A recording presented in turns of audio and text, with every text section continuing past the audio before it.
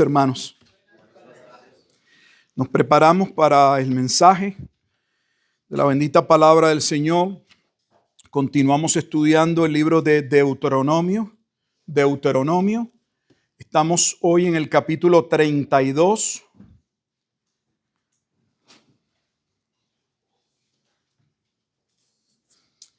Una vez más, hermanos, les recordamos, por favor, su teléfono debe estar en silencio o apagado. Vamos a dirigirnos a Dios en oración, pidiéndole, como siempre, que nos ayude a tener ojos para ver, oídos para escuchar y una voluntad bien dispuesta a obedecer su bendita palabra, para luego proceder a darle lectura al capítulo 32 y comenzar la exposición de dicho capítulo. Oramos. Amado Dios y Padre eterno, damos gracias en este día de santa convocación, por haber puesto el querer y el hacer por su bendita voluntad en nuestros corazones. Reconocemos que desde el inicio de la creación santificó un día en el cual reposó, un día que señalaba, anticipaba la obra gloriosa de Jesucristo, nuestro reposo. Es un día en el que debemos parar de todas las tareas, faenas del diario vivir y centrarnos en la vida, en el dador de la vida, en lo que es meritorio, en lo que es de buen nombre, en aquello en lo que hay virtud. Permita, oh Dios, que podamos tener mentes para disponernos a leer y buscar entender con sinceridad, con profundidad, lo que su enseñanza, lo que su palabra trae para nosotros. Que el conocimiento de la misma sea de edificación. Pero también oramos, Señor, pues sabemos que mientras la Escritura continúe siendo predicada y enseñada, así como lo fue para nosotros, será instrumental también en la vida de aquellos que todavía faltan de ser salvos, de recibir por gracia aquella regeneración del corazón que los conduce al arrepentimiento y a la obediencia en aquel que es el único mediador entre Dios y los hombres, en aquel que fue anunciado en Génesis capítulo 3, versículo 15, en aquella simiente que nacería de una mujer que aplastaría la cabeza de la serpiente y que por medio de su vida, de su obra, muchos serían salvos. Damos gracias, oh Dios, porque ese plan no fue el producto de la caída, sino algo trazado conforme a las Sagradas Escrituras antes de la fundación del mundo. Por lo cual, damos gracias en todo y por todo. Amén. Pasamos a leer el capítulo 32 de Deuteronomio. Deuteronomio, capítulo 32. Vamos a tomarnos el tiempo de darle lectura.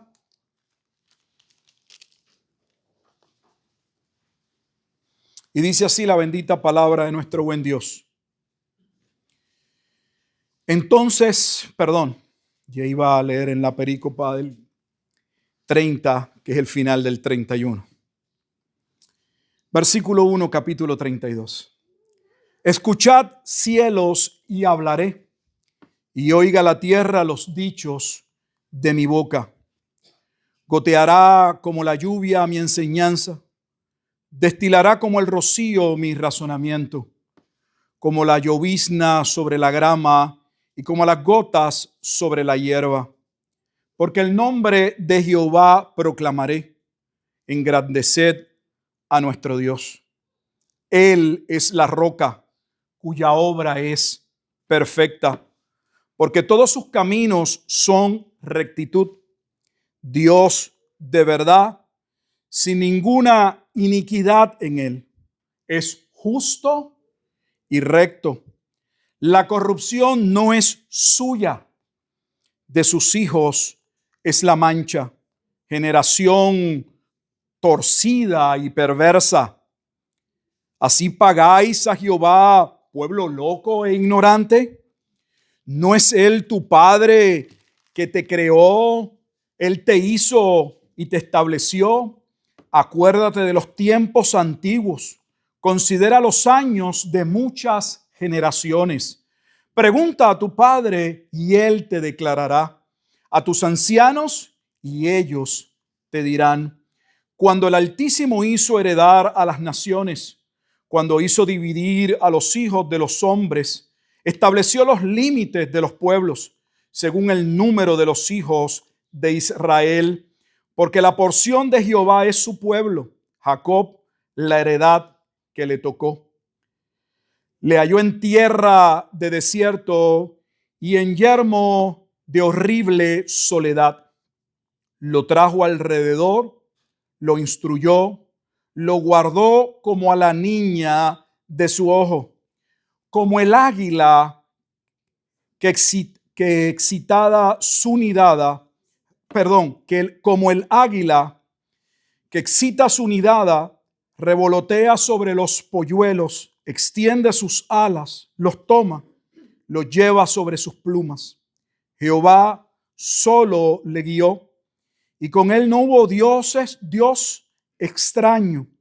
Lo hizo subir sobre las alturas de la tierra y comió los frutos del campo, e hizo que chupase miel de la peña y aceite del duro pedernal, mantequilla de vacas y leche de ovejas, con grosura de corderos y carneros de Basán, también machos cabríos, con lo mejor del trigo y de la sangre de la uva bebiste vino. Pero engordó Jesurún y tiró coces. Engordaste, te cubriste de grasa.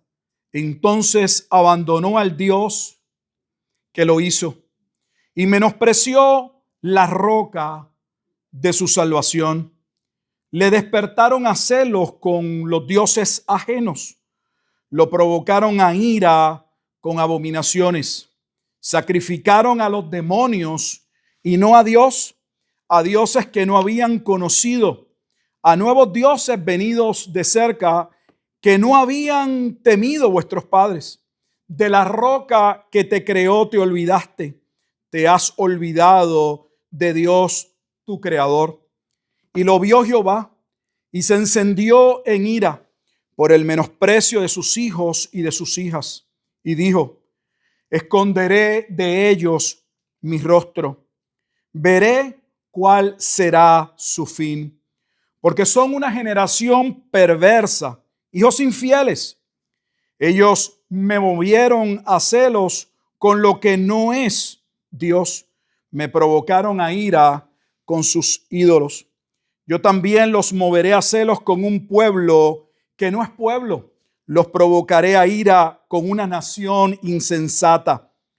Porque fuego se ha encendido en mi ira y arderá hasta las profundidades del Seol. Devorará la tierra y sus frutos y abrazará los fundamentos de los montes. Y amontonaré males sobre ellos. Emplearé en ellos mis saetas.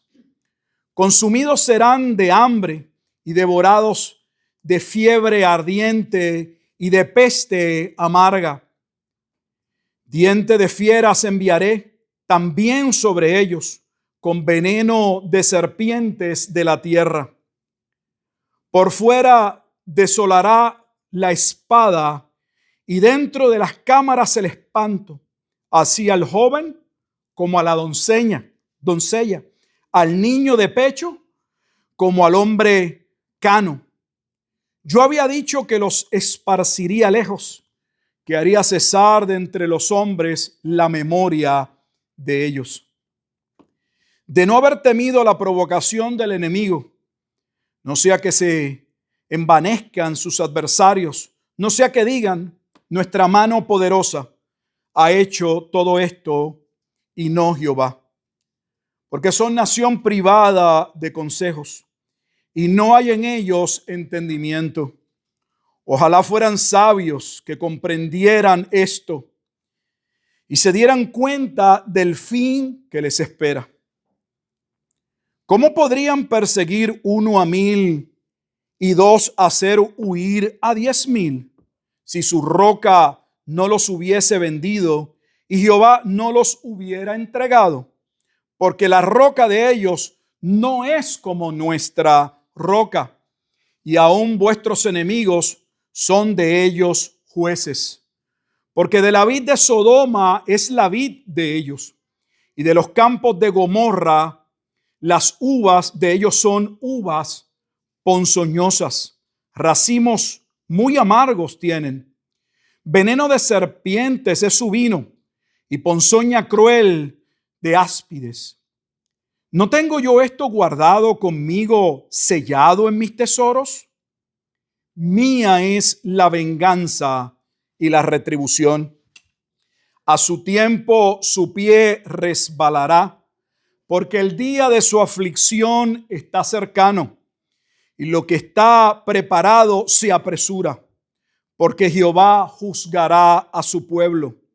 Y por amor de sus siervos se arrepentirá cuando viere que la fuerza pereció y que no queda ni siervo ni libre. Y dirá: ¿dónde están sus dioses? La roca en que se refugiaban, que comían la grosura de sus sacrificios y bebían el vino de sus libaciones. Levántense, levántense, que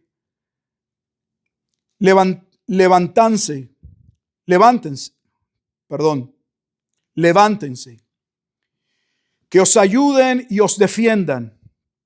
Ved ahora que yo soy, y no hay dioses conmigo. Yo hago morir y yo hago vivir. Yo hiero y yo sano, y no hay quien pueda librar de mi mano. Porque yo alzaré a los cielos mi mano y diré: vivo yo para siempre. Sí afilaré mi reluciente espada y echaré mano del juicio. Yo tomaré venganza de mis enemigos y daré la retribución a los que me aborrecen. Embriagaré de sangre mis saetas y mi espada devorará carne, en la sangre de los muertos y de los cautivos, en las cabezas de larga cabellera del enemigo. Alabad naciones a su pueblo, porque él vengará la sangre de sus siervos y tomará venganza de sus enemigos y hará expiación por la tierra de su pueblo. Vino Moisés y recitó todas las palabras de este cántico a oídos del pueblo, él y Josué, hijo de Nun. Y acabó Moisés de recitar todas estas palabras a todo Israel.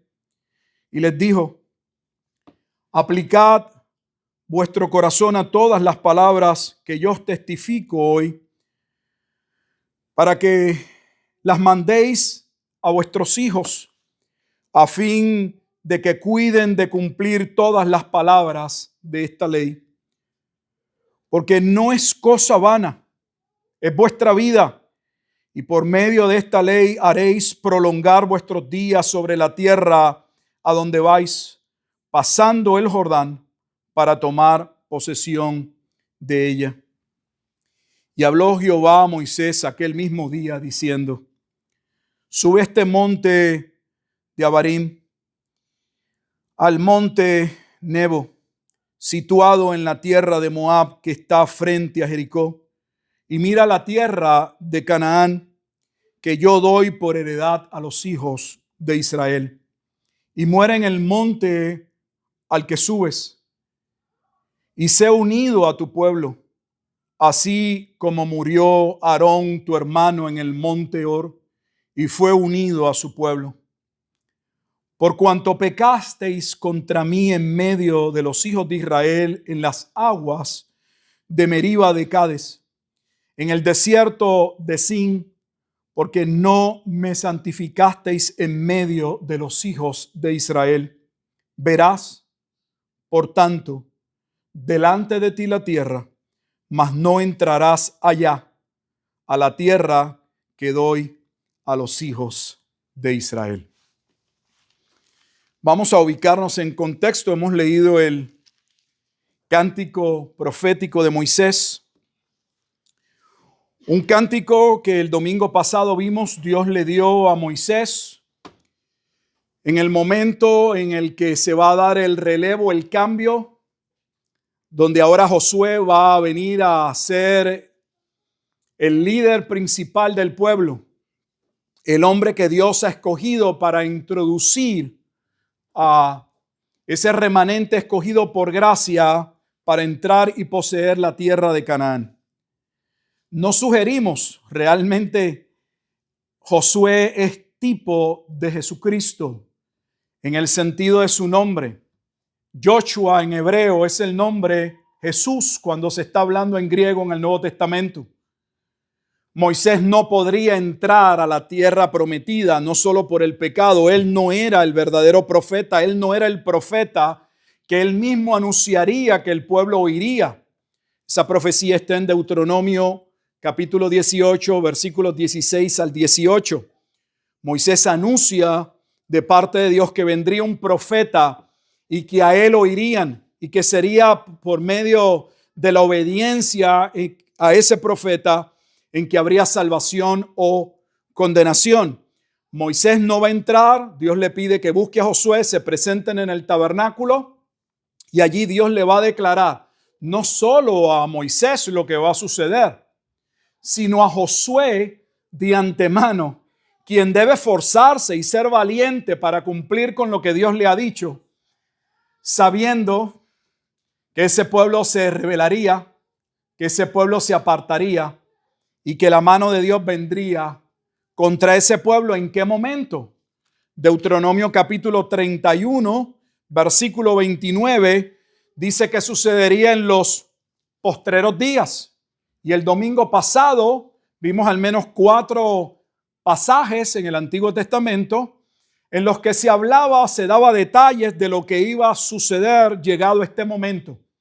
Comenzando en Génesis capítulo 49 con la declaración de Jacob hacia sus hijos, donde allí se afirmaba lo que iba a hacer en el porvenir y se establecía que la simiente o el Mesías vendría de la tribu de Judá, que vendría en un momento en el cual el reinado o el dominio de Judá caería, pero Dios levantaría un cetro, un rey, y ese rey es Jesucristo, para salvación no solo a un remanente de Israel, sino para bendición a todas las familias de la tierra, como se inicia estableciéndose tanto en Génesis 3:15, aunque no aparezca claro, el Salvador que aparece allí para salvación, bajo ninguna circunstancia puede ser un Salvador para Israel, porque en Génesis 3:15 no existe división entre Israel y gentiles. Ese concepto no está todavía.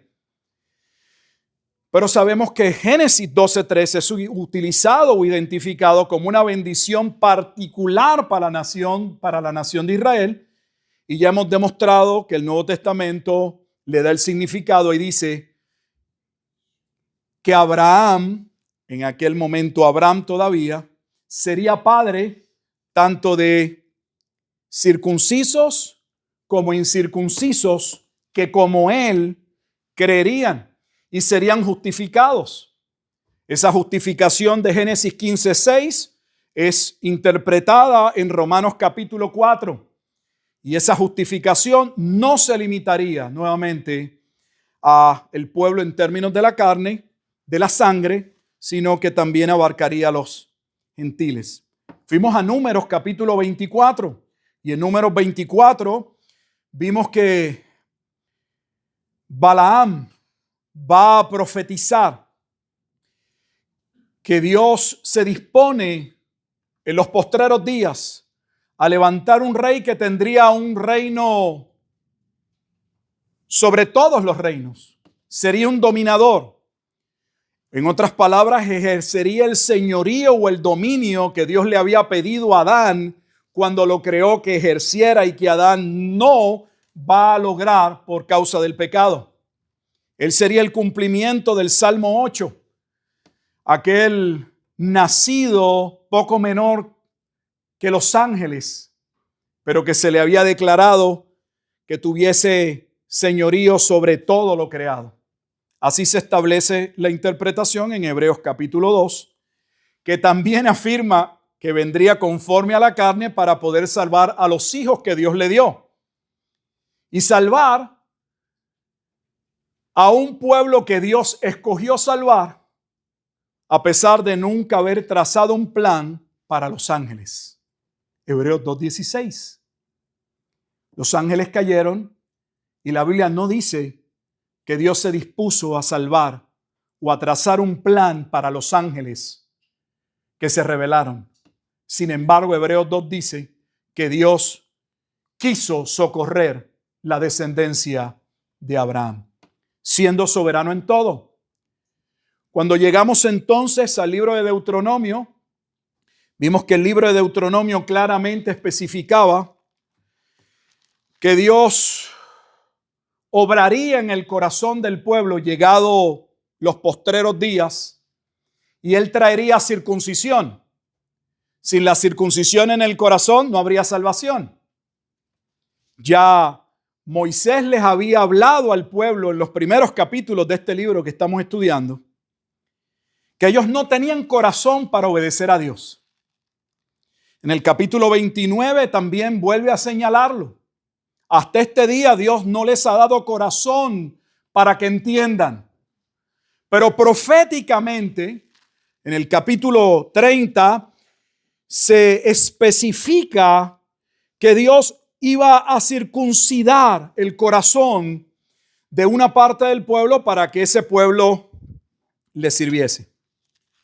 Ese momento en el que habría salvación también está ligado a un tiempo de juicio. Y es algo que vimos mientras estudiamos los profetas, tanto mayores como menores, que la llegada del Mesías anunciaba salvación para un remanente y juicio para los enemigos de Dios. ¿Quiénes son los enemigos de Dios en la lectura que acabamos de dar? Conforme al capítulo anterior, sería el propio pueblo. Se estipula o se establece claramente en el capítulo 31, versículos 16 hasta el versículo 18. Se convertirían en enemigos porque ellos violarían el pacto. Y debo recordarles que ya Dios había dicho cuáles eran las consecuencias de la violación del pacto. Deuteronomio capítulo 28. Que si usted pasa nuevamente un repaso de los juicios y maldiciones por violación del pacto, son precisamente esa misma saeta, esa fiebre ardiente, la peste, las fieras, ese lenguaje del cántico profético que vendría sobre el pueblo para destrucción de su tierra, era lo que Dios le había dicho que iba a suceder, de ellos violar el pacto. ¿Hay algo que nos ayude dentro del cántico profético mismo a saber que el juicio era contra el pueblo de Dios? Varias cosas. La primera se halla en los versículos 35 y 36, y en muchas ocasiones hemos leído esto en estudios, predicaciones, y es que el día de venganza, que si usted busca Biblias de estudios y comentarios, esta parte, muchos comentaristas, no lo digo que lo hagan a mal, no sé si repitiendo lo que han escuchado de otros, pero saltan a la conclusión de que el día de venganza es un día de venganza de Jehová contra las naciones que Dios utilizaría para castigar a Israel, y luego del castigo entonces sería el día de venganza. O sea que el día de venganza no sería, o el día de retribución, un día contra el pueblo de Dios, sino que el día de venganza sería un juicio posterior que vendría contra aquellas naciones que Dios mismo utilizaría para castigar a su pueblo. Eso no es lo que enseña el cántico. Dice: mía es la venganza, versículo 35, y la retribución, a su tiempo su pie resbalará. ¿El de quién? El de Israel. Ellos creerían que eran el pueblo de Dios, que contaban con la protección de Dios, lo que vemos todo el tiempo a través de los profetas. Sin embargo, cuando llegara el momento, todo sucedería de manera repentina, rápida, abrupta, como se estipula en Mateo 24, 22. Jesús dijo: si aquellos días no fuesen acortados, Por amor a los elegidos, aquellos días serían acortados. Porque el día de su aflicción está cercano y lo que está preparado se apresura, porque Jehová juzgará a su pueblo. Podríamos brincar a la conclusión de que los enemigos de Dios tienen que ser las naciones.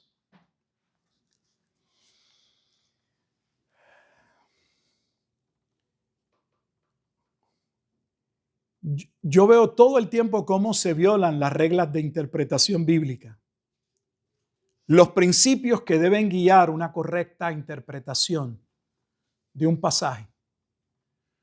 Uno de esos principios establece que cuando uno quiere conocer un término, una frase, donde primero debe poder buscar el significado, como lo hacemos con las palabras, cuando buscamos la raíz etimológica de una palabra, cuándo surgió, con qué propósito, qué significaba. Es ir al libro de estudio y ver qué nos dice el libro de estudios con relación a los enemigos de Dios. Cuando buscamos quiénes son los enemigos de Dios, que Dios iba a destruir, no son las naciones, las 7 naciones, las iban a destruir Dios por medio del mandato que le había dado al pueblo de destruirlos, que tampoco era destruir al mundo. Porque cuando lo llama a entrar, de antemano le dice, hay naciones que vas a pasar y no debes tocar, no entres en conflicto con ellos, porque habían lazos sanguíneos, porque habían parentesco lejano, pero lo había. Y le dice, hay otras naciones que están un poco más lejos, no entres en conflicto con ellos. O sea, Dios no los envió a arrasar a todos los impíos. Que ese es el concepto que algunos tienen y que le da derecho a Israel, al pueblo de Israel, a destruir, saquear, matar todo lo que ellos encuentren en su mano, porque ahora ellos entienden que lo que no cumplieron en el pasado, tienen el deber divino de hacerlo hoy. ¿Por qué no buscamos en el propio libro de estudio quiénes son los enemigos? Deuteronomio capítulo 5, regresemos al principio de Deuteronomio. ¿Qué mejor que en el propio libro de estudio para ver, hay una advertencia de quiénes serían los enemigos que Dios destruiría? En Deuteronomio capítulo 5,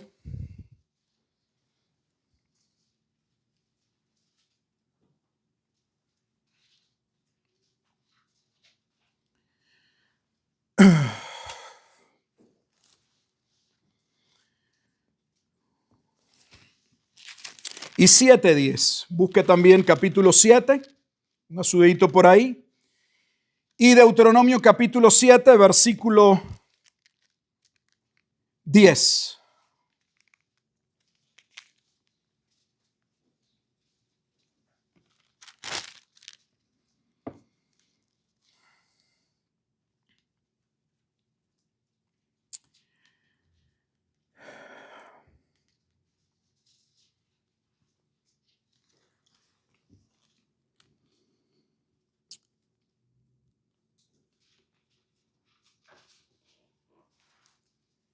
Estoy confundido, disculpen hermanos, porque anoté algo y no veo que corresponda.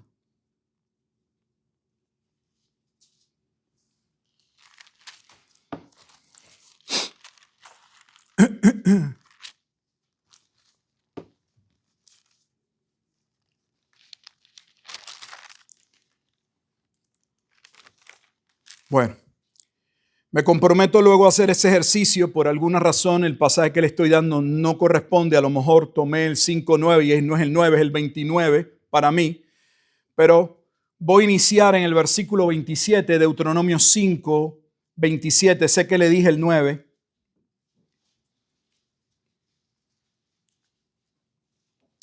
Dios le había dicho al pueblo, mientras les había recordado lo que es el decálogo, la ley. Si usted mira el capítulo 5, empieza con los 10 mandamientos. Y le dice, acércate tú y oye todas las cosas que dijere Jehová nuestro Dios. Y tú nos dirás todo lo que Jehová nuestro Dios te dijere. Y nosotros oiremos y haremos. Recuerden que en este momento el pueblo le había dicho, estaban temerosos. Y le dicen a Moisés, mejor acércate tú, que Dios te hable a ti, luego tú vienes y nos cuentas, nos dices qué es lo que Dios está exigiendo. Y oyó Jehová la voz de vuestras palabras cuando me hablabais, y me dijo Jehová, he oído la voz de las palabras de este pueblo que ellos te han hablado. Bien está todo lo que han dicho.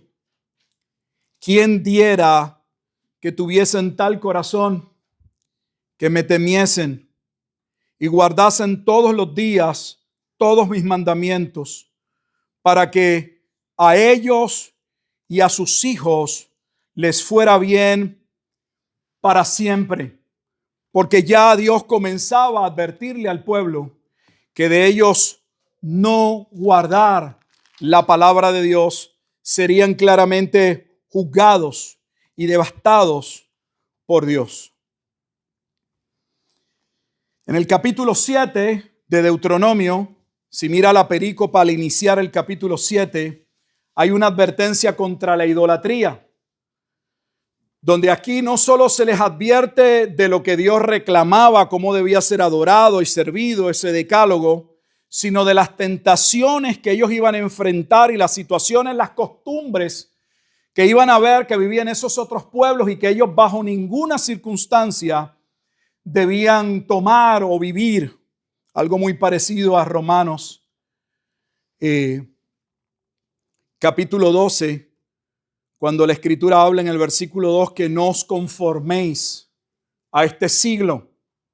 Van a haber una serie de conductas, de formas de adoración y otros dioses, pero Dios les advierte no solo que no tomen esas formas, sino les advierte el que muchas de esas formas pasarían de manera inadvertida si ellos daban sus hijos a sus hijas o tomaban sus hijas para sus hijos. Porque en el contexto del hogar, en el contexto de querer amar, de complacer, se iban a introducir en el hogar y por lo tanto en la crianza, Israel iba a perecer. Dios los había llamado a ser un pueblo santo y de esa manera debían vivir. Dice el versículo capítulo 7. Voy a iniciar, mire la perícopa antes del versículo 6 o arriba del versículo 6, un pueblo santo para Jehová. Porque tú eres pueblo santo para Jehová tu Dios. Jehová tu Dios te ha escogido para ser un pueblo especial, más que todos los pueblos que están sobre la tierra. No por ser vosotros más que todos los pueblos os ha querido Jehová y os ha escogido, pues vosotros erais el más insignificante de todos los pueblos, sino por cuanto Jehová os amó y quiso guardar el juramento que juró a vuestros padres. Os ha sacado Jehová con mano poderosa y os ha rescatado de servidumbre de la mano de Faraón, rey de Egipto. Conoce, pues, que Jehová tu Dios es Dios fiel, que guarda el pacto y la misericordia a los que le aman, y que guarda sus mandamientos hasta 1000 generaciones, y que da el pago en persona al que le aborrece, destruyéndolo, y no se demora con el que le odia. En persona le dará el pago. Es una advertencia clara contra ellos. Por tanto, guarda, por tanto, los mandamientos, estatutos y decretos que yo te mando hoy que cumplas. ¿Por qué? Porque Dios le está diciendo al pueblo, yo soy un Dios santo. Y si no vives en santidad, no fuiste escogido por ser mejor que los otros pueblos, también serás destruido. Verás el pago, la retribución, que eso es lo que significa por haberse apartado. Así que vamos a entrar al capítulo 32. Vamos a ir poco a poco. No sé cuánto tiempo nos tomemos. No hay que cubrirlo hoy todo, pero hasta donde podamos el día de hoy. Ya teniendo un contexto de que en los postreros días Dios vendría en juicio contra la nación de Israel por violación del pacto, porque lo habrían hecho enfurecer, su ira vendría sobre ellos, pero no los destruiría completo, tendría misericordia de algunos. El tiempo de juicio sería un periodo corto también, porque si no, dice dos razones. Serían todos destruidos, y en segundo lugar dice, las naciones que voy a usar para llevar el juicio se van a atribuir y van a creer que ellos los han devastado por su propio poder. Y ellos no los han devastado por su propio poder. Ellos los van a devastar y los van a castigar porque es parte de mi ira por vuestro pecado. Inicia con una expresión que ya la habíamos visto, donde se declara este cántico, se usa como testigo cuando se establece el pacto al cielo y a la tierra. Escuchad, cielos, y hablaré, y oiga la tierra los dichos de mi boca. Goteará como lluvia mi enseñanza, destilará como el rocío mi razonamiento, como la llovizna sobre la grama y como las gotas sobre la hierba. O sea, la palabra de Dios debe ser escuchada porque es vida, es bendición, es para nuestro bien. Así como lo es la lluvia, así como lo es el rocío, así como lo es la llovizna. Dios habla, el problema es que somos tardos para escuchar, somos desobedientes. El pueblo debía engrandecer a Dios. ¿Por qué? Porque Él es la roca, versículo 4, cuya obra es perfecta. De hecho, el nombre que ya habíamos dicho Dios utiliza de todos los nombres que se podrían usar principalmente en este cántico profético para referirse a sí mismo, es que Él es la roca. Él es la roca cuya obra es perfecta. Dice que todos sus caminos son rectos, es un Dios de verdad, no hay iniquidad, por lo tanto es justo, y vuelve a decir es recto.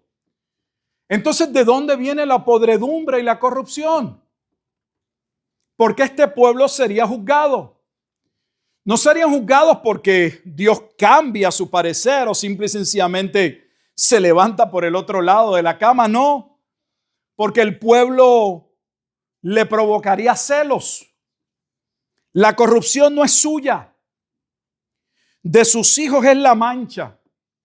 Generación torcida y perversa. Está anunciando la generación que luego en Mateo capítulo 23, cuando Jesús le está hablando a los escribas y fariseos, usa esta terminología del cántico profético para referirse, ustedes son aquella generación perversa, aquella generación que ha derramado tanta sangre y que finalmente vendrá el juicio sobre ustedes. Antes de entrar en lo que sucedería, el versículo 6, ya habiendo colocado que Dios ha hablado, que Dios quería bendecir, que Dios siempre quiso amarlos. Moisés, de parte de Dios, le dice, somos un pueblo contradictor. ¿Así pagáis a Jehová, pueblo loco e ignorante? O sea, básicamente le dice, lo que va a suceder, ¿había alguna razón para nosotros tornarnos en contra de Dios? ¿Hay alguna razón para nosotros haber dudado del amor de Dios? No, no hay ninguna. Le dice, ¿no es Él tu Padre que te creó? En el capítulo 16 de Ezequiel hay un momento maravilloso que le invito posteriormente a verlo, si usted quiere complementar esta lectura, donde el profeta Ezequiel muestra y describe cómo Dios toma a esta mujer abandonada, ensangrentada, y cómo la cuida y entra en pacto con ella. Ezequiel capítulo 16, y cómo finalmente en el capítulo 23 se torna en una ramera. Lo mismo sucede en el libro de Oseas. No sé cuánto ustedes han leído capítulo 11 de Oseas. El capítulo 11 de Oseas es muy descriptivo. Dios dice, no entiendo cómo los saqué de Egipto, los he cuidado, los he amado. Sin embargo, ¿cómo me pagáis? Dice, Él te hizo, Él te estableció. Y trata de llevarlos a memoria. Versículo 7 dice, acuérdate de los tiempos antiguos, porque se traslada al futuro. Recuerda que esto pasaría en los postreros días. Dice, mira hacia atrás. Considera los años de muchas generaciones, por lo tanto, ya han pasado ¿qué? Muchas generaciones. Esto no ocurriría al momento, pero posteriormente. Pregunta a tu padre y él te declarará, a tus ancianos, ellos te dirán. Y le habla de cómo el Altísimo los hizo heredar naciones, cómo los sacó del desierto.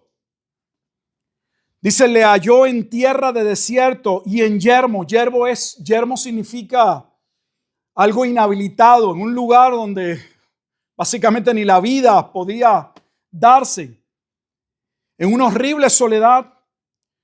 Lo trajo alrededor, lo instruyó, lo guardó como la niña de su ojo, como el águila que cuida de su nidada. Como revoltea sobre sus pollos, extiende sus alas, los toma, los lleva sobre sus plumas. Que dicho sea de paso, es exactamente lo que Jesús en Mateo capítulo 23 dice que él hubiese querido hacer con el pueblo. En el versículo 37, Jesús dijo lo siguiente, voy a leérselos para que vean cómo esto se está usando, que es un pliego acusativo antes del capítulo 24, donde ya se anticipa la destrucción o el juicio sobre Jerusalén. En Mateo capítulo 23, versículo 37 dice, Jerusalén, Jerusalén, que matas a los profetas y apedreas a los que te son enviados. ¿Cuántas veces quise juntar a tus hijos como la gallina junta sus polluelos debajo de las alas y no quisiste? Cuando Jesús está diciendo eso, está señalando el juicio del cántico profético de Moisés.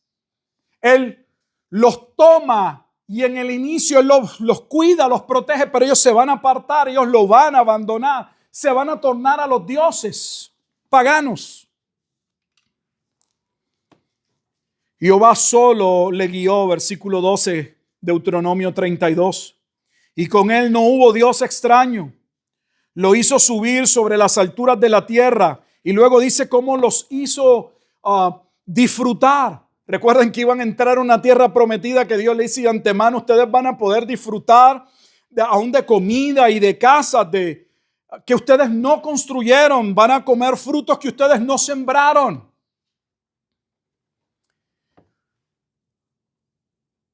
Cuando los familiares de los que van a entrar llegaron a la tierra prometida, ¿recuerdan los espías, los 2 espías?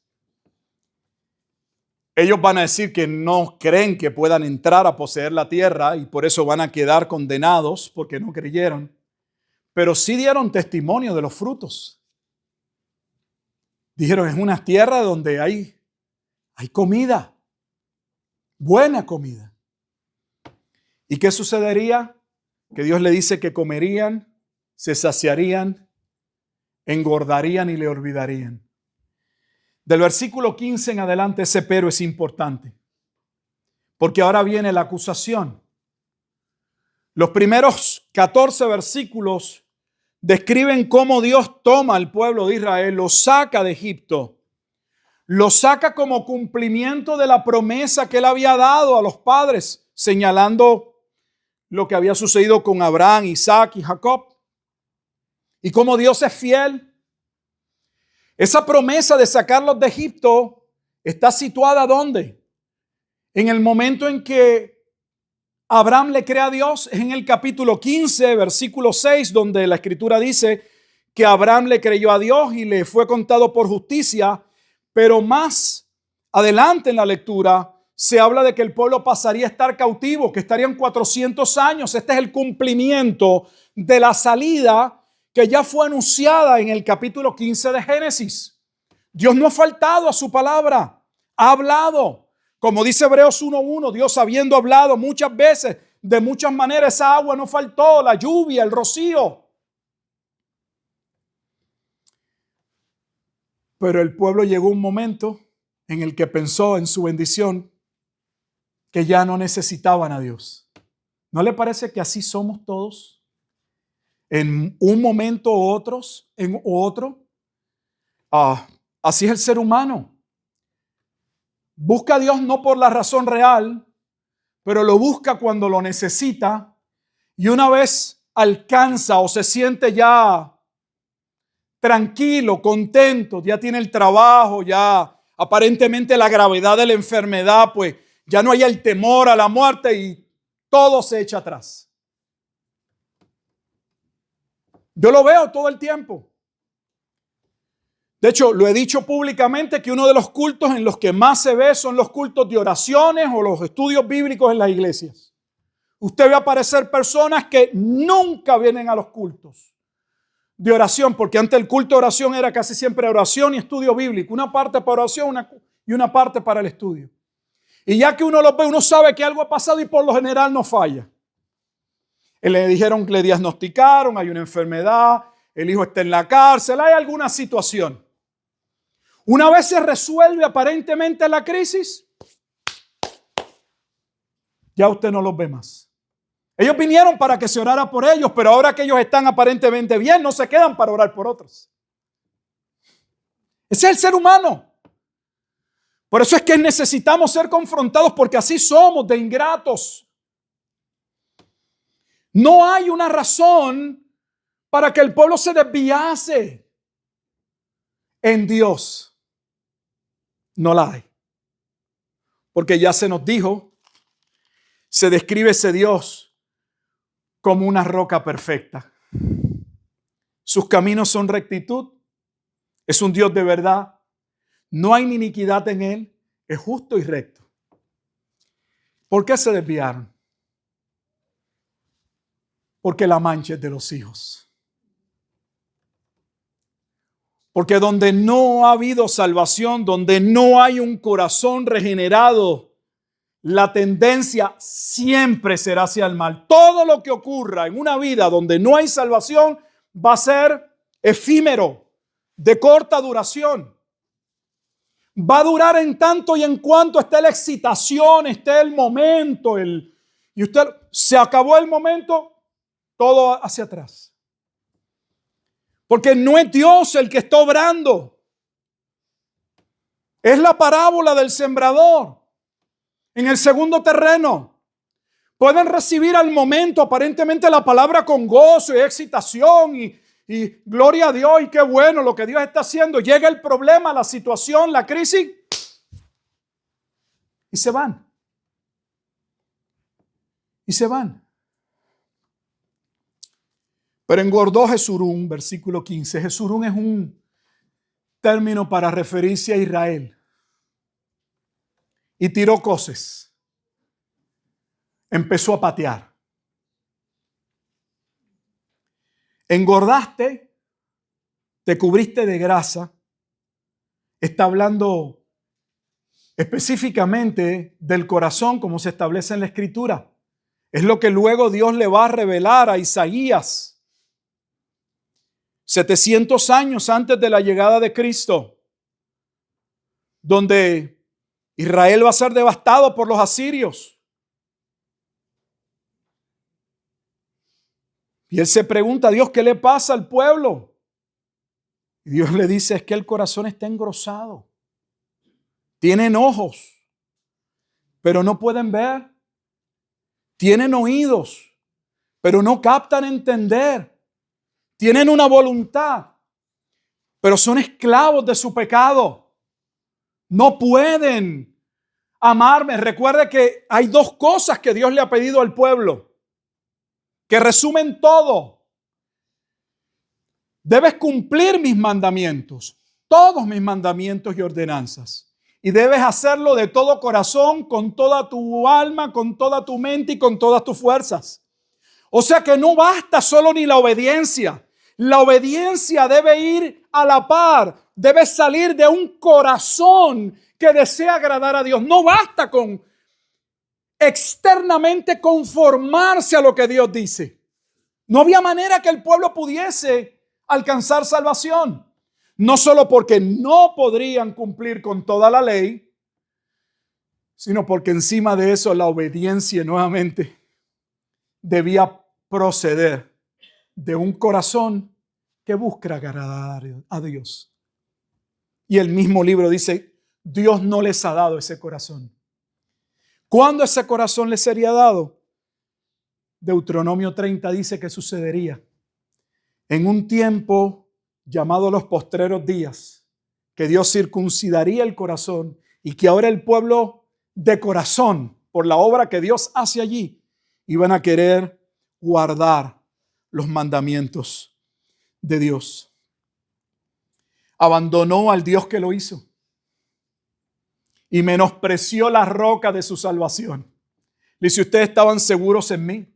Yo los cuidaba.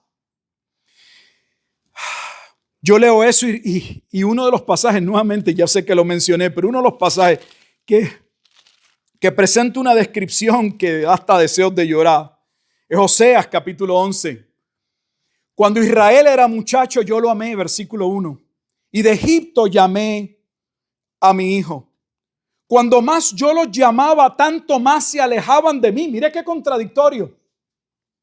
Cuanto más yo los llamaba, Oseas 11:2, tanto más se alejaban de mí.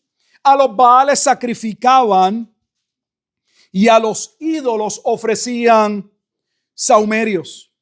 Yo con todo eso enseñaba a andar al mismo Efraín, tomándole de los brazos, y no conoció que yo le cuidaba.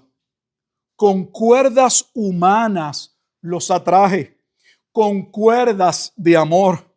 Y fui para ellos como los que alzan el yugo de sobre su cerviz. Y puse delante de ellos la comida. No volverá a tierra de Egipto, sino que el asirio mismo será su rey, porque no se quisieron convertir. Caerá espada sobre sus ciudades y consumirá sus aldeas.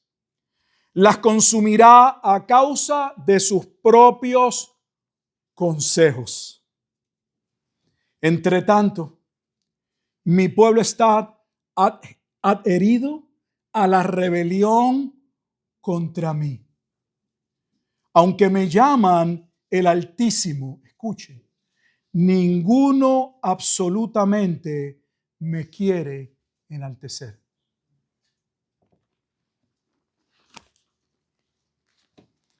Esto haría que la ira de Dios se encendiera. Versículo 16, le despertaron a celos con los dioses ajenos. Lo provocaron a ira con abominaciones. Este celo empezó desde el camino en el desierto. Solo debo recordarles, para que si usted quiere estudiar un poco la historia, mire las afirmaciones, declaraciones del primer mártir de la iglesia, Esteban, donde le recuerda al pueblo, nunca le sacrificasteis nada a Dios en el desierto, pero llevabas muy bien la estrella de Renfán y sacrificabas tus hijos a Moloc. Sacrificar los hijos a Moloc era matarlos. Era entregar sus hijos a la muerte. ¿Para qué? Para buscar su propio favor. De hecho, Moloc es muy representativo de una clínica de aborto, donde se entrega al muchacho porque el padre o la madre, irresponsables, no quieren tener ese hijo. Eran libres para acostarse según ellos con quien quieran, pero no para asumir su responsabilidad. Y como eso ahora les va a afectar, ahora me tengo que ir a trabajar, ahora no puedo terminar la escuela, lo mejor es entregárselo a Moloc para poder completar mi sueño, mi éxito. Ese es el mundo perverso que vivimos. Sacrificaron a los demonios y no a Dios. Versículo 17. A dioses que no habían conocido, a nuevos dioses venidos de cerca, que no habían temido vuestros padres. Y vuelve y le dice, de la roca que te creó, te olvidaste. Te has olvidado de Dios, tu creador. Aquí cuando usa la palabra creador es más que del creador en términos de Dios como el que creó el mundo en Génesis. Ya vimos que el Dios como creador en la lectura es de la obra que Dios hizo contigo, de cómo te tomó. Te quiso amar, quiso obrar por medio de ti, que fueses bendición y bendición a las naciones. Te has olvidado de Dios tu creador. Versículo 19, y lo vio Jehová y se encendió en ira. Está hablando de las naciones paganas. Yo no sé quién da un salto a lo alto, al espacio, y termina interpretando que esto es un juicio contra las naciones. De hecho, les voy a probar posteriormente que es imposible que sea un juicio a las naciones, porque el cántico termina Dios diciéndole a las naciones, con el pueblo que Dios va a preservar, que alaben a Dios. Si las naciones son las que están siendo destruidas, si este es el cuadro del fin del mundo, ¿cómo es posible que Pablo utilice el cántico profético en el versículo 43 en Romanos 15:10 y le diga a los gentiles, ustedes deberían alabar a Dios? Porque esto que va a suceder, esto que está pasando, este llamado, mi llamado como apóstol a los gentiles, era parte de lo que Dios ya había establecido.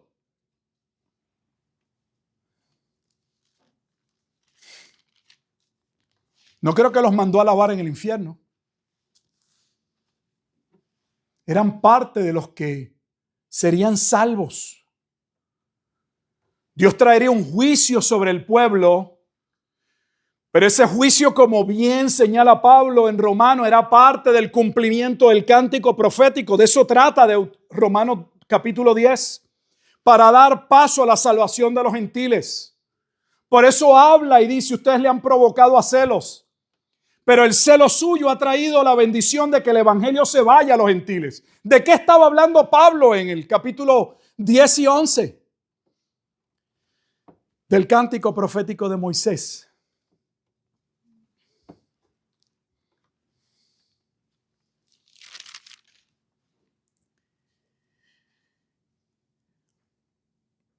Y lo vio Jehová y se encendió en ira, versículo 19, por el menosprecio de sus hijos y de sus hijas. Y dijo, esconderé de ellos mi rostro. Eso no era esas no son exactamente las mismas palabras que Dios había hablado que iban a acontecer cuando llamó a Moisés y a Josué frente al tabernáculo. En el capítulo 31, versículo 18, pero ciertamente yo esconderé mi rostro en aquel día.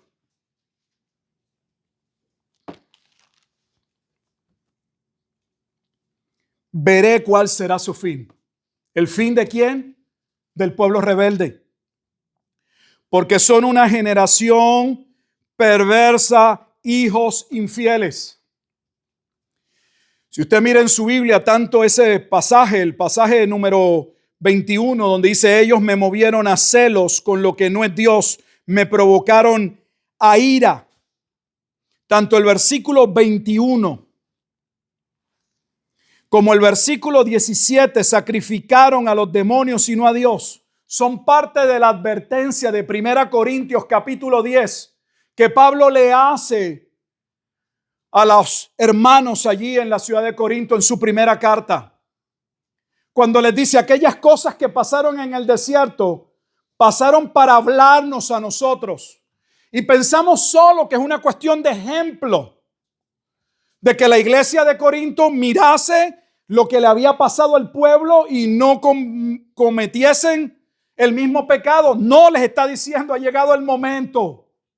Está por todo el Nuevo Testamento, pero no lo vemos porque no conocemos lo que Dios había profetizado. Ellos me movieron a celos con lo que no es Dios, versículo 21. me provocaron a ira con sus ídolos, yo también los moveré a celos. Escuche, yo también los moveré a celos con un pueblo que no es pueblo. Los provocaré a ira con una nación insensata. Observen su Biblia y ya de aquí no nos vamos a mover, solo voy a la explicación. Si ese pasaje no tiene en su Biblia una referencia que lo lleva a Romanos capítulo 10, su Biblia no tiene que ser de estudio. Esa referencia a Romanos capítulo 10 lo que nos está diciendo es que esa porción de la Escritura fue utilizada en la carta a los romanos. ¿Por qué no vamos a la carta a los romanos y vemos cómo fue utilizada? Comencemos en Romanos capítulo 10. ¿Sabe que esta es parte del contexto que se requiere para el pasaje supuestamente más controversial y difícil en interpretación escatológica sobre el pueblo de Israel? Y me refiero a Romanos 11, 25 al 27. Y la mayoría de los comentaristas no colocan el contexto, empiezan a brincar y Israel no es Israel, es la iglesia es Israel, y la iglesia es Israel y Israel es la iglesia. Y tienen un enredo en esos capítulos porque no colocan el contexto.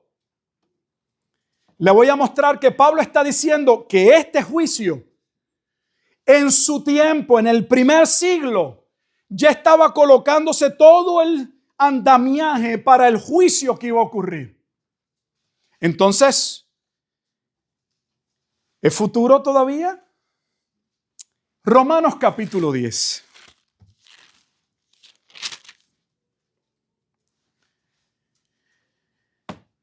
Este capítulo está atado a Deuteronomio. Para que usted vea que está atado a Deuteronomio en muchos aspectos. Este es el pasaje que los versículos 8 al 10 utilizábamos como base para evangelizar. Más que dice, cerca de ti está la palabra en tu boca y en tu corazón. Esta es la palabra de fe que predicamos, que si confesareis con tu boca que Jesús es el Señor y creyeres en tu corazón que Dios le levantó de los muertos, serás salvo. Porque con el corazón se cree para justicia, pero con la boca se confiesa para salvación. Esos pasajes eran parte de lo que uno se aprendía en el camino a los romanos para presentar el evangelio. ¿De dónde vienen esos pasajes que acabamos de leer? De Romanos. Mira, lo dice ahí, el versículo 8. ¿De dónde vienen? De 2 capítulos antes al libro que estamos estudiando. Provienen del capítulo 30 de Deuteronomio. Para entenderlo hay que regresar al capítulo 30 y no vamos a regresar porque ya lo cubrimos, puede verlo, está en predicación, pero ¿de qué se trata? Simple y sencillamente, Dios le dice al pueblo que deben tornarse a Él y les dice, no pongan la excusa de que la palabra o el conocimiento que yo les he dado es algo tan alto y sublime que necesita a alguien ir a buscarlo al cielo. Lo que yo les he declarado no es tan difícil de entender que ustedes digan, no, es que necesitamos un buzo experto con un equipo especial porque se encuentra en la profundidad del mar. Por eso le dice, está tan cerca. No cerca en el sentido como se ha interpretado de que el hombre está tan cerquita de que el hombre estire su mano y lo tome. Porque ese no es el contexto. El contexto es que el hombre, sabiendo lo que Dios le ha dicho, estando tan cerca a lo que Dios le ha dicho a él no puede responder. Porque él no quiere responder. Porque su corazón está atado al pecado. Y lo que Dios le está diciendo, no pongas excusa, no se requiere un misterio. No hay que viajar al séptimo cielo, al tercer cielo. No hay que ir al Seol. La palabra que Dios ha hablado está ahí. El problema es que la obediencia que Dios reclama debe producirse, salir del corazón. Por eso es que se aclara y afirma que los que pueden confesar a Dios y pueden creer la palabra de Dios, pero del corazón, porque el impedimento es el corazón. Era el corazón de Israel lo que no le permitía obedecer a Dios. Hasta ahora no les he dado corazón para entender, pero Jehová circuncidará vuestro corazón. Sin embargo, el pasaje no está allí para decir que la salvación está tan cerca del que quiera pronunciar el pasaje con la boca. Y se lo voy a probar. Pues la Escritura dice, versículo 11, todo aquel que en él creyere no será avergonzado. Y es cierto, todo el que en él creyere no será avergonzado. ¿Qué está citando Joel? ¿Y de qué trata el capítulo 3 de Joel? Del juicio, la antesala al juicio. Ya se está hablando de lo que va a ocurrir y ya lo va a ver más claro. Porque Joel profetizó que habrían señales que surgirían, como Pedro mismo dijo, cuando llegó la venida del Espíritu Santo en el día de Pentecostés. Y luego va a citar el último versículo del capítulo 2 para decir que todo aquel que en él creyere no sería avergonzado, sería salvo. Ahora dice, ¿cómo pues invocarán a aquel en el que no han creído? O tal vez el problema es que lo que las personas no están creyendo, Israel no ha creído, porque recuerda que el contexto no iniciamos en el versículo 1, pero el versículo 1 es Pablo orando por Israel. Yo quisiera que Israel entienda y sea salvo, pero Israel no entiende, no tienen ciencia, no tienen conocimiento, creen que ellos pueden alcanzar la salvación por sus obras y queriendo ser justificados por sus obras han rechazado la justicia de Dios que es Cristo. Y Él los confronta con la ley. Ya Dios no los dijo. El problema no es que la palabra de Dios está arriba o que está abajo. El problema no se trata de que si lo hablamos, es que tiene que salir del corazón. Pero si no ha salido del corazón, tal vez porque no han oído. ¿Cómo invocarán a aquel que no han, aquel al cual no han creído? ¿Y cómo creerán en aquel de quien no han oído? ¿Y cómo oirán sin haber quien les predique? El problema debe ser que no han sido salvos porque no han escuchado el mensaje. Eso es lo que le decían a uno. Salgan afuera, no han oído, cuando ustedes hablan. De hecho, el contexto ni tan siquiera es con los gentiles. Se está abordando el endurecimiento de Israel. El capítulo no es para hablar de cómo salimos para que las naciones evangelicen. El capítulo es ¿por qué Israel mantiene en esencia ese endurecimiento? Se está explicando. ¿Por qué no pueden creer a pesar de que ellos recibieron la palabra? A pesar de que ellos escucharon la confirmación, vieron al Mesías. ¿Por qué no han creído? ¿Y cómo predicarán si no fueren enviados? Tal vez que no ha llegado un verdadero profeta para que les hable la palabra de Dios. Como está escrito, cuán hermosos son los pies de los que anuncian la paz, de los que anuncian buenas nuevas. Mas no todos obedecieron al evangelio. Mira lo que va a empezar a decir. Mas no todos obedecieron al evangelio. Lo que está diciendo, sí se profetizó que las buenas nuevas de salvación saldrían. Y si las buenas de salvación salieron y el evangelio está cercano, como al hablarlo con la boca, porque no está muy alto en el cielo ni está tan abajo. ¿Qué le ha pasado al pueblo? ¿Cuál es el problema de Israel? Mas no todos obedecieron al evangelio, pues Isaías dice, Señor, ¿quién ha creído a nuestro anuncio? Ahora empieza a poner el contexto. Es que Isaías profetizó que llegado el momento del anuncio del Mesías, del siervo sufriente que tomaría el pecado del pueblo para salvación, ya se había anticipado en el primer versículo que ese anuncio y ese evangelio no sería oído. ¿Quién ha creído a nuestro anuncio? Así que la fe es por el oír y el oír por la palabra de Dios. Pues una ecuación sencilla. Solo deben oír y las personas en su voluntad confiesan y son salvos, porque la fe viene por el oír. Continuamos y dice el versículo 18. Entonces, ¿no han podido tener fe porque no han oído? Si lo único que se requiere es escuchar, porque el corazón o la persona puede ejercer la fe para abrazar el evangelio, dice, entonces el problema con ellos es que no han escuchado. Ese es el problema del pueblo. Pero digo, no han oído. Antes bien, por toda la tierra ha salido la voz de ellos. Y hasta los fines de la tierra sus palabras. Entonces el problema no es que no habían escuchado. El problema no es que no les habían enviado mensajeros.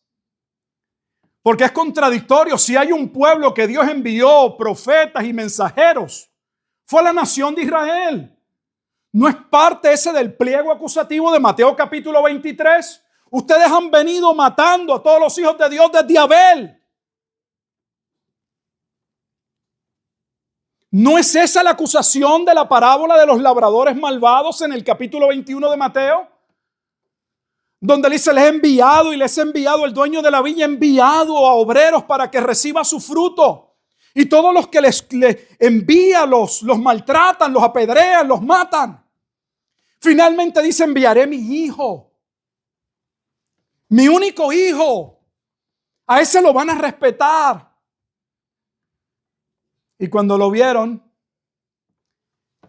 ese es el heredero, el que viene es el heredero. Si le damos muerte, nos quedamos con la viña.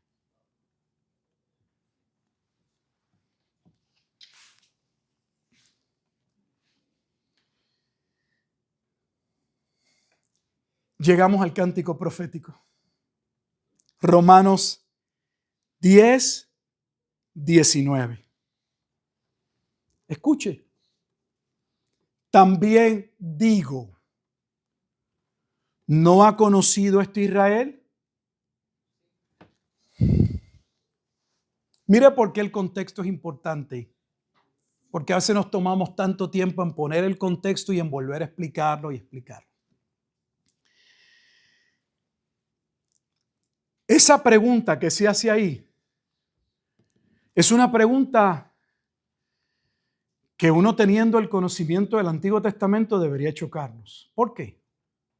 Porque el domingo pasado dijimos que Dios le dijo al pueblo, requirió del pueblo, que cada 7 años, en el año de la remisión, el cántico profético de Moisés debía ser cantado. Cada 7 años por generaciones. Entonces Dios pregunta, ¿qué es que no entienden? ¿Todavía no conocen? ¿Ellos no saben de lo que estamos hablando? Tal vez usted no, pero ellos sí. ¿No han conocido? Dice, primeramente Moisés dice. Entonces, ¿cuál es la profecía de base?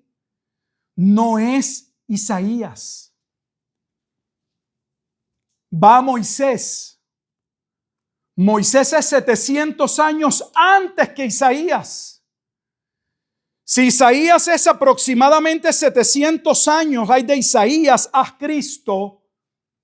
Cuando estamos hablando de Moisés, estamos hablando de 1400 años.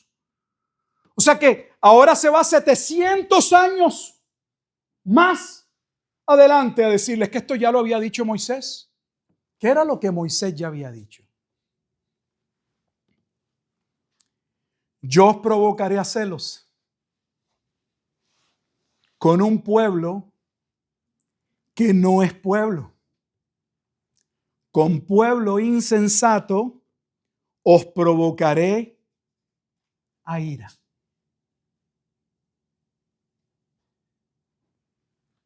Entonces Pablo está explicando el endurecimiento de Israel en Romanos capítulo 10. Pablo ha hecho una afirmación que merece una respuesta. Él ha dicho en el capítulo 8 que todos los que han sido elegidos, ninguno de ellos básicamente se puede perder. Los que han sido amados por Dios, no hay nada que los pueda separar de su amor. Los que han sido justificados por Dios, Pablo ha dicho, ¿quién los condenará? Nadie los puede condenar. Eso dijo en el capítulo 8. Entonces, la pregunta a la que Pablo por el Espíritu Santo se adelanta es, Pablo, si todos los elegidos por mandato divino son justificados, son amados, ninguno de ellos puede echarse atrás ni perderse, ¿qué ha pasado con Israel? Ese es el contexto. ¿Qué ha pasado con el pueblo de Israel? Por eso Pablo inicia en el capítulo 9 diciendo, pongamos esto en contexto poco a poco. Es que no todos los que descienden de Israel son Israel. Ya afirmando que Dios nunca declaró que todos los descendientes en términos de la sangre serían salvos. Ya lo ha dicho en Romanos capítulo 2 y en capítulo 4. Porque en el capítulo 2 ha dicho que no es judío el que lleva la circuncisión de la carne, sino la circuncisión del espíritu. Y en Romanos capítulo 4 ha dicho que Abraham sería padre solo de los que creerían como él, porque solo los que tuviesen fe como Abraham serían justificados. Él ha venido aclarando a través de la carta que no todo Israel sería salvo. Entonces, ¿cómo podemos brincar a la conclusión de que todo Israel será salvo? Ya llegaremos.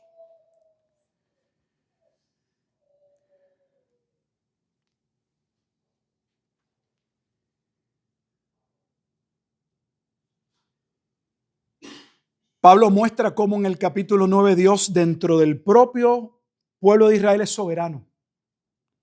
Al afirmar, mira lo que pasó entre Ismael e Isaac. Para eso usted debe entender la historia. ¿Qué historia? Que el primero que nació fue Ismael y que no naciendo Isaac, Abraham le pide a Dios que bendiga a Ismael.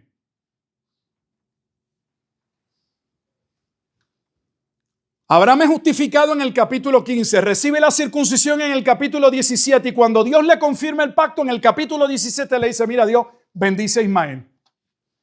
¿Y qué Dios le dice? Yo no puedo bendecir a Ismael, ya te dije que va a ser un hijo que yo te voy a dar de tu esposa. Y Dios decide que la bendición y el pacto se iba a ir a través de Isaac. ¿Y qué hace Pablo en Romanos 9? Y luego le dice, sí, tal vez me vas a decir que ese ejemplo no es muy bueno. Porque Ismael es el hijo de una esclava. Y Abraham, eso lo tomó en la carne y su esposa no consultaron a Dios. Pero ¿y qué me dices entonces de los hijos de Isaac? ¿Eran gemelos? ¿Eran el mismo parto? ¿De los mismos padres? Pero no dice la Escritura que Dios determinó amar a uno y aborrecer al otro. ¿No determinó Dios que el mayor serviría al menor? Y Pablo dice, y eso lo determinó Dios cuando ninguno de los dos todavía había nacido y habían hecho ni bien ni mal. O sea, sucedió por decreto divino. Y sabemos en Génesis que lo mismo va a pasar con Jacob. En el capítulo 49, una de las primeras declaraciones que le hace Jacob a Rubén es, tú eres el primogénito, eres mi fuerza, pero tú no vas a heredar. El reinado de este pueblo y la bendición de este pueblo se va por Judá. Judá era el cuarto hijo. Entonces Dios está mostrando de manera soberana que aún dentro, por eso es tan importante el capítulo 9, dentro del pueblo de Israel, Dios tendría sus elegidos. Sin embargo, Pablo continúa en el capítulo 10 y dice, yo entiendo todo esto y sé que Dios diseñó y ya tiene vasos de ira y vasos de gracia que de antemano les digo, de esos vasos de gracia están incluidos los gentiles. Y ahí inicia el capítulo 10, yo oro por el pueblo, es mi pueblo conforme a la carne. Yo quisiera que sean salvos. ¿Qué le ha pasado al pueblo de Israel? Lo que le viene pasando desde que Dios le dio la ley al pueblo que entró a la tierra prometida. Que a pesar de que la palabra de Dios no le dio una palabra complicada, algo que ellos no entendieran, que hubiese que buscar, no sé, a un ángel que cambiara el mensaje y lo codificara para ellos. No había que ir al cielo a codificarlo, descodificarlo.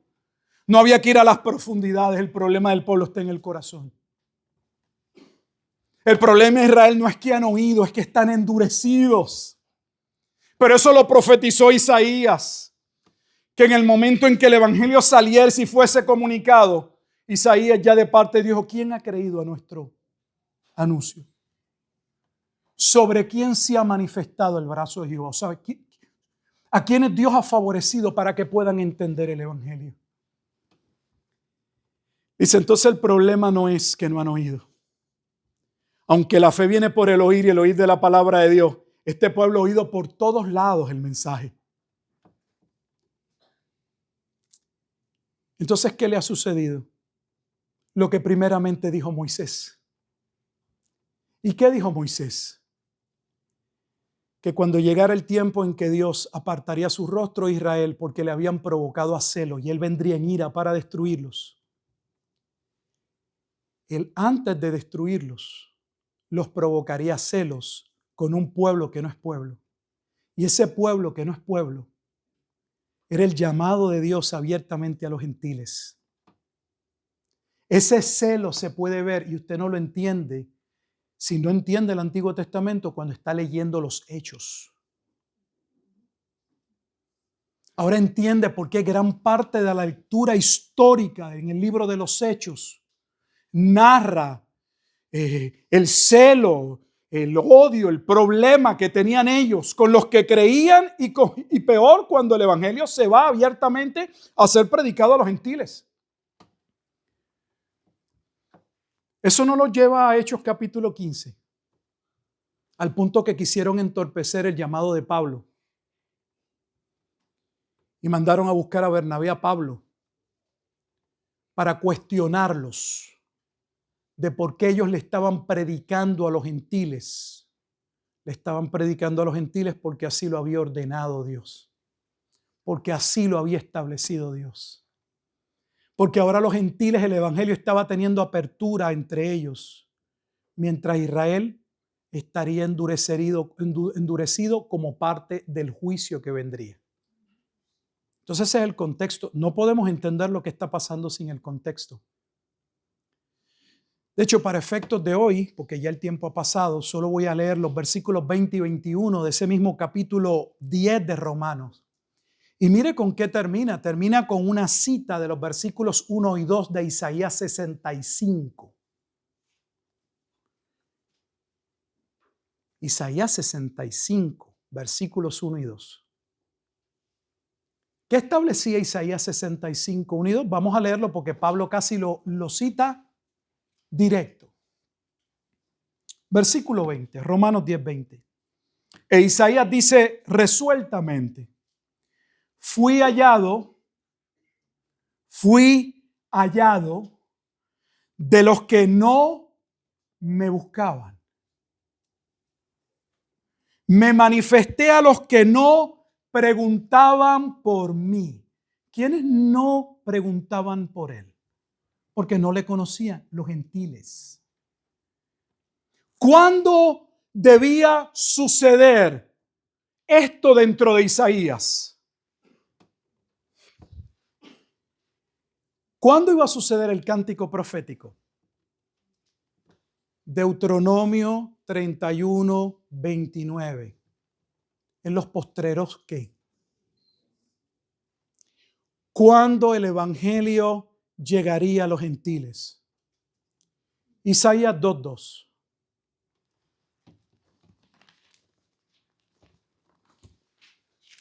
Isaías 65 es Isaías 2 pero expandido. Isaías 2, iniciando el profeta Isaías.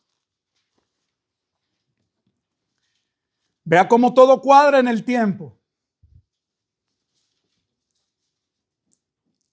Lo que vio Isaías, hijo de Amós, acerca de Judá y de Jerusalén, versículo 2, acontecerá en lo postrero de los tiempos, en el mismo tiempo del cántico profético, que será confirmado el monte de la casa de Jehová como cabeza de los montes. O sea, Dios va a mostrarse, va a haber un rey que va a regir sobre todos los montes, y correrán a él todas las naciones. ¿Quiénes son esas naciones? No está hablando del pueblo de Israel, está hablando de los gentiles. Vendrán muchos pueblos y dirán: venid y subamos al monte de Jehová, a la casa del Dios de Jacob, y nos enseñará sus caminos y caminaremos por su senda. Ya había sido profetizado. Entonces Pablo cierra el capítulo 10 con Isaías 65, que Isaías 65 es el capítulo final. El capítulo antes del final es el 66, que muestra que Israel estaría endurecido cuando iba a llegar ese día, pero que el evangelio tendría apertura para los gentiles. Por eso dice: fui hallado de los que no me buscaban, me manifesté a los que no preguntaban por mí, los gentiles. Pero ahora regresa Israel.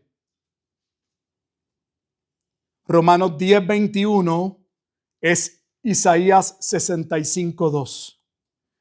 Pero acerca de Israel dice: todo el día extendí mis manos a un pueblo rebelde y contradictor.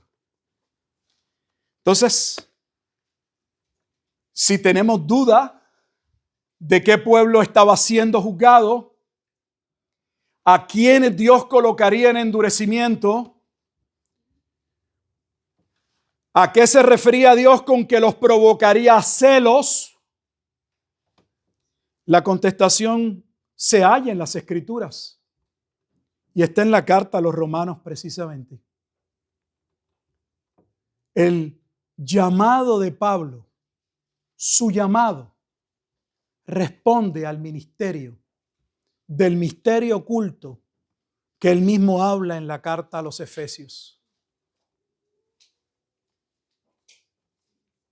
Pablo dice en Efesios capítulo 3, versículo 1 al 6: yo me hallo preso por ustedes gentiles. Los gentiles habían metido preso a Pablo. ¿En qué sentido Pablo se halla preso por los gentiles?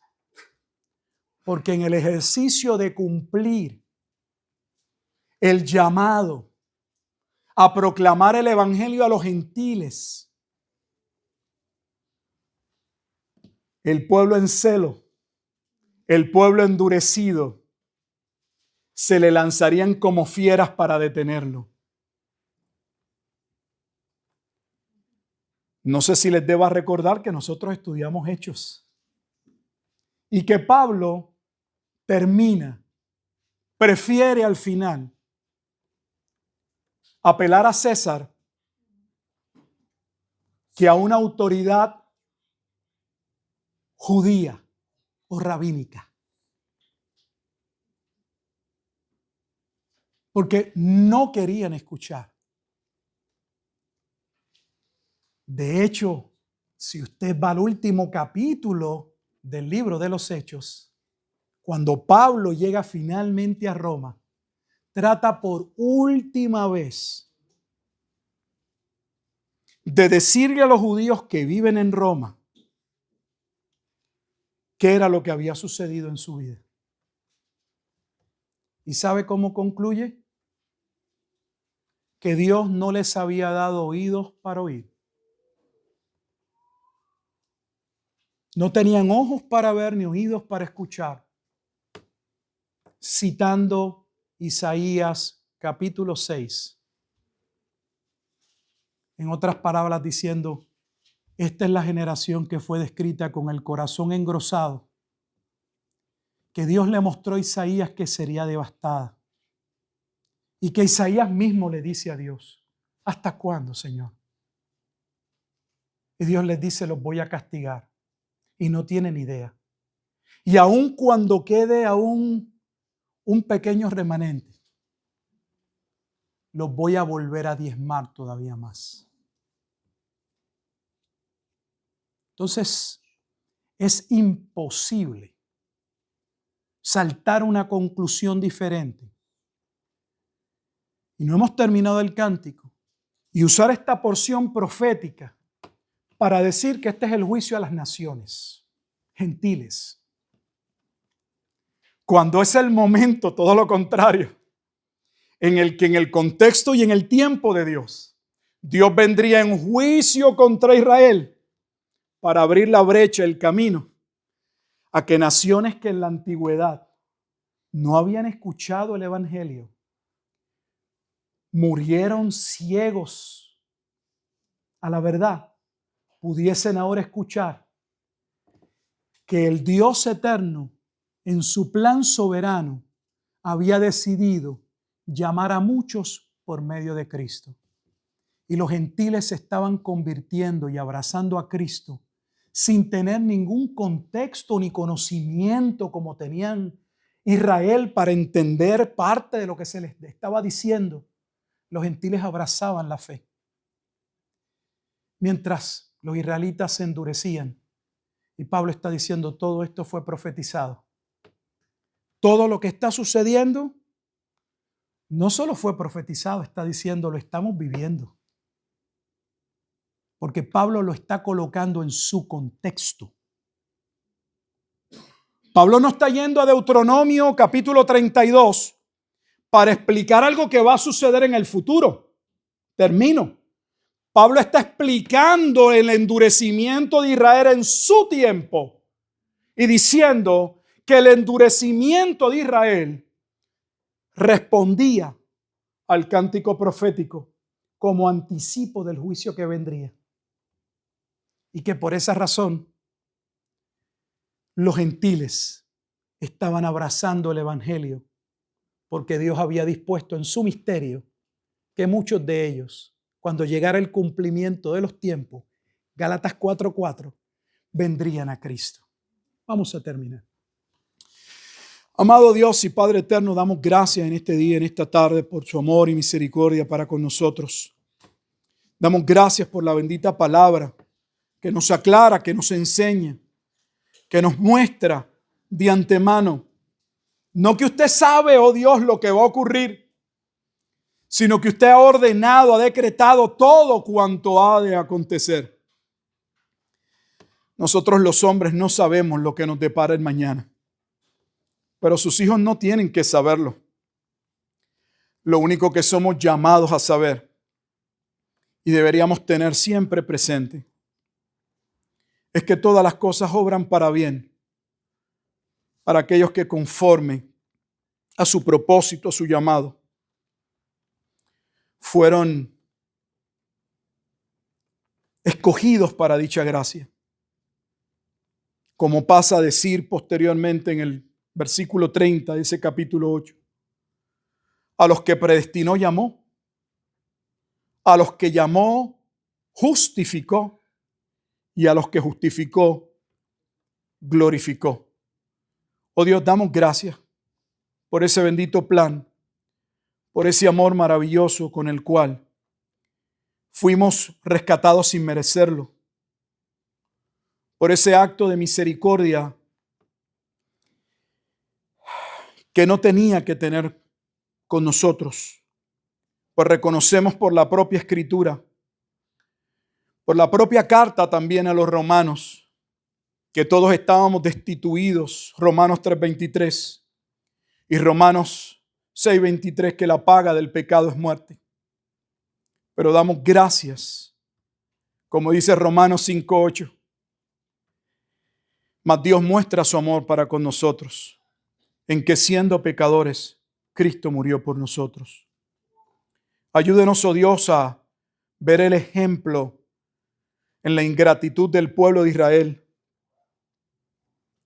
en cómo tan temprano como usted dice se olvidaron de todo aquel cuidado, de todo aquel bien. Porque aunque nosotros como hijos entendemos en el nuevo pacto, no hay un hombre realmente regenerado en Dios que pueda tornarse completamente atrás. La realidad es que somos ingratos de muchas formas y de muchas maneras. Y aunque podemos mirar en este relato y en ese capítulo el juicio de Israel, debería también recordarnos a cada uno de nosotros las repercusiones cuando desobedecemos a conciencia, a sabienda, cuando actuamos contrario a lo establecido, cuando nos movemos de la roca de nuestra salvación y buscamos refugio en cualquier otro lugar, en el gobierno, en el trabajo, en una persona, en una relación. Señor, que nuestros ojos puedan estar en Jesucristo, que podamos despojarnos de todo peso y del pecado que nos asedia. Y por su gracia podamos correr la carrera que tenemos por delante, puestos los ojos únicamente, exclusivamente en Jesús. Perdone nuestras ofensas y nuestros pecados, pues reconocemos que se nos hace más fácil ver el pecado de otros, señalar la maldad de otros. Pero cuando se trata de nuestras vidas, somos ciegos. Tenemos miopía, astigmatismo, cualquier condición de los ojos que nos impide poder ver. Ayúdenos, oh Dios, a amarle como usted merece ser amado. Y aunque parezca una paradoja pedirle que nos ayude a amarle, la realidad es que ninguno de nosotros aún podemos amarle con todo el corazón, con toda la mente y con todas las fuerzas como deberíamos. Por una sencilla razón, no porque la salvación no es efectiva y no es real y no nos ha alcanzado y no, sino porque todavía no somos esa obra acabada y todavía luchamos con tentaciones y pecados. Aunque no somos lo que deberíamos ser, permítanos mirar, como dice Primera de Juan capítulo 3, que hemos sido amados, que podamos responder ese amor. Se lo pedimos con todo nuestro corazón. En Cristo Jesús, Señor nuestro. Amén.